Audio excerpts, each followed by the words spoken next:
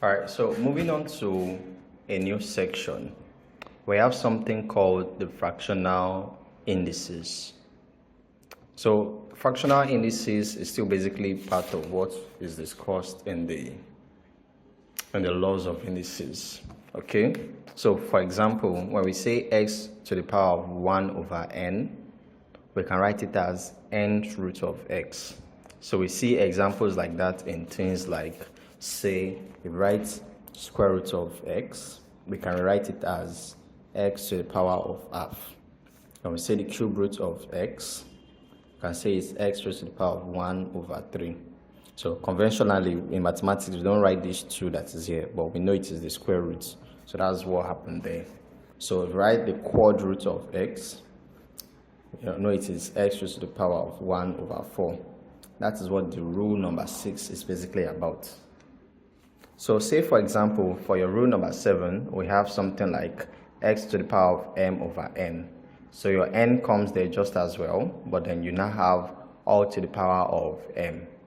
So for example, when we say something like the cube root of x squared, we could write it as x to the power of 2 over 3.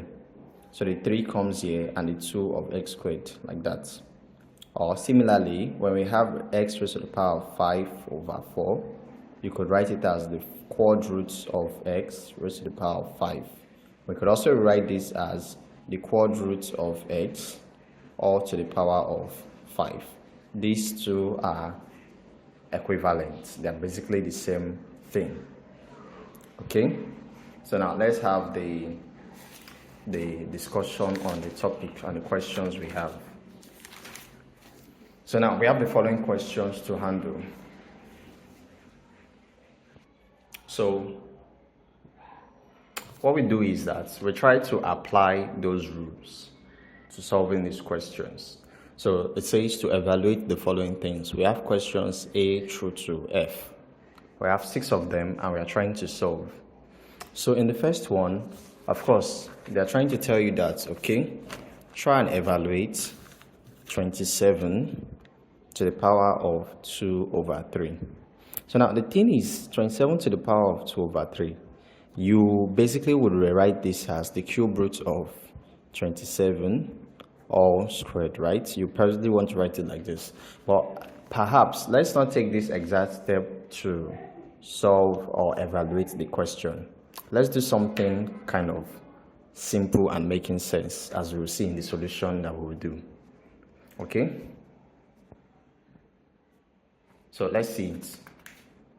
So in the first case, we have, let's see. Okay? So we have the question to be 27 to the power of 2 over 3. Now, let's try to break down this 27 in a simpler way. What number can we multiply by itself in a 3 number of times? In a 3 number of times, that will give us 27. If we try 2, you have 2 times 2 times 2, and that is 8. But if we try 3, 3 times 3 times 3. 3 times 3 is a 9. 9 times 3 is 27. So it looks like we can represent 27 as 3 to the power of 3. So we could say this. This is the same thing as saying 3 to the power of 3 of raised to the power of 2 over 3, right? Because 3 to the power of 3 is representing 27. Then we have the 27 raised to the power of 2 over 3. So if you remember from the law of indices, we have to multiply these powers together. So that's like saying 3 to the power of 3 times 2 over 3. So what do? We can easily evaluate by saying 3, we cancel 3. And now we have this to be what? 3 to the power of 2. And 3 to the power of 2 gives us a 9. Okay? So that's another way of neatly evaluating this. So this way, we evaluate and try to break this number as a factor of the denominator in the fractional power. So mind you, it is not all the time that this number may be expressed as a power of this number. Like in this case, say for example, we had 3, something like say 2 over 6 here. Instead of a 3, it was 6. It's impossible for us to represent a number multiplying itself 6 times that will give us 27. But we could still try and say, okay, 3 is still a factor of 6. We could still break 27 down in terms of 3 and use it to evaluate. The basic idea is to try and break this number down and see what we can work with it. Okay? Let's take the second question from there. So the second question says 16 to the power of 3 over 4. Okay? So to break it down as well, let's try and break down 16. 16 could be 2 to the power of 4, just like the denominator is saying. So we could say, okay, 2 to the power of 4 gives 16, and raised to the power of 3 over 4.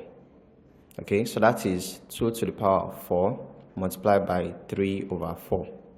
Now 4, we take away this 4, and they're both out. We are left with 2 to the power of 3. Now 2 to the power of 3 is 2 times 2 times 2. 2 times 2 is a 4. 4 times 2 is an 8. So our answer here is 8. Okay, let's take the third one. The third question says 125 raised to the power of 2 over 3. And that means we say what? 125. We can break it down to 5 times 5 times 5. 5 times 5 is 25. 25 times 5 is 125. So we could say this is 5 to the power of 3 multiplied by 2 over 3. So in this example, I am skipping the step of putting it in a bracket at first. So you can skip that step and just say this is 5 raised to the power of 3 and multiply it by the power. Basically, this times this is what will always happen anyway. So we could just skip that step. So 3 takes away 3, and we have that to be 5 to the power of 2. And 5 to the power of 2 is 25. So we've solved A, B, and C, giving us those answers respectively. Let's move on to question D. So question D says 1 over 9 raised to the power of half. So we could break this down to this. We could say 1 is raised to the power of an half, and 9 is raised to the power of half. In non-indical way, when you have your 1 over 9 all to the power of half, we could break it down to say this is square root of 1 over 9. And we will learn soon enough in the law of surds, S-U-R-D-S, that it is very, very valid to say this is square root of 1 over square root of 9. So we could split it like this as well, like we just did in this indices way. So mathematics is always following its rules everywhere around. So of course you could say this is 1 to the power of half and 9 to the power of half, just like we did here. So whether you follow it using this or this, you always have the same idea. Alright, so now 1 to the power of anything will always give us 1. So we can always write that down as 1. Now 9, we can represent 9 as 3 to the power of 2 times 1 over 2. So 2, we take 2 out, and we are left with 1 over 3 to the power of 1 is 3. So that means that's 1 over 3 as an answer. Okay, so let's take the fifth question. So the fifth question says 54 over 16 raised to the power of minus 2 over 3. So now this negative number means that we can write this number upside down. Okay, so whenever you have a fraction and it's raised to the power of a negative number, we will have to take it upside down. I don't know if we did an example relating to that. So this is the idea. A fraction of a negative power will become 16 over 54, all to the power of 2 over 3. I'm going to have another video to quickly discuss on that when I'm done with the solution. So 16 over 54, all to the power of 2 over 3. Okay? So what do we do from there? We can break everything down. Okay? 16, we are breaking it down in something relating to 3, right? That's the idea. So 16 is 2 times 2 times 2 times 2. That's a 4. 2 to the power of 4. Okay, even if I can break 16 down, how about 54? Nope, it doesn't look like I can do so. So we have a problem here. Even if I broke down 16 to the power of 4, I have 2 raised to the power of 4 times 2 over 3. It doesn't look like I can cut this 4 and 3 like I've been doing with the other cases, right? It doesn't look like I can do so. So for this particular question, it means you just have to do a little bit of introspection, basically. There is nothing stopping us from breaking down this fraction further before we can apply the power. And in this particular case, it is one of those cases where you have to do so, right? Because we can't break 54 down. There's no, 54 is not a perfect cube. We cannot say any of 3 times 3 times 3, which is 27. 4 times 4 times 4 is 64. It has basically skipped your 54 around. So what are we going to do? We can break it down. We can break things that we have down. So we can say 2 here will give me an 8, and 2 here will give me 27. I broke it down to simpler form. So I have brackets 8 over 27 all to the power of 2 over 3. So from there I can say 8 is 8 raised to the power of 2 over 3 over 27 to the power of 2 over 3. Now in my numerator I can say this is 2 to the power of 3 times 2 over 3, and the denominator I can say 3 to the power of 3 times 2 over 3, because 3 to the power of 3 gives me 27 and 2 to the power of 3 gives me 8. So 3 we take 3 out, 3 we take 3 out. I mean, that makes sense, right? That's kind of the point of what we are doing, to break things down. So 2 to the power of 2 makes it 4, and 3 to the power of 2 gives me 9. So I have that to be 4 over 9. All right, so that's the idea that is being communicated. All right, so let me quickly, before I solve the question 5, let me explain why we got 16 over 54 as an upside down thing here. So let's imagine we have this. Okay, let's say we have 54 over 16 raised to the power of, say, minus 1. Now, it doesn't matter if it is minus 1, minus 2 over 3, or whatever. So I left minus 1 because it's easier for us to quickly understand what is going on there.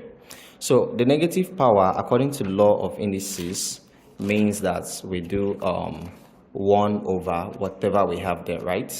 So this is it here. We do a 1 over whatever we have. So if you follow that, we can say we have 1 over, then we have 54 over 16, all to the power of 1. Okay, so that is like saying 1 divided by 54 over 16, right? If we assume it is not, 1 is the same thing there. So in fraction, we basically have to do, say, 1 times 16 over 54. And that ends up being 16 over 54. So anytime you have a fraction and you have it to be a negative power, it basically turns upside down. Basically, it turns it upside down. That's what we have. Regardless of whatever your power is, the negative power turns your fractions upside down. All right. So we have it to be, that's how we got the 16 over 54, and then we have the powers working the same way. Okay? So let's go on. Your question F.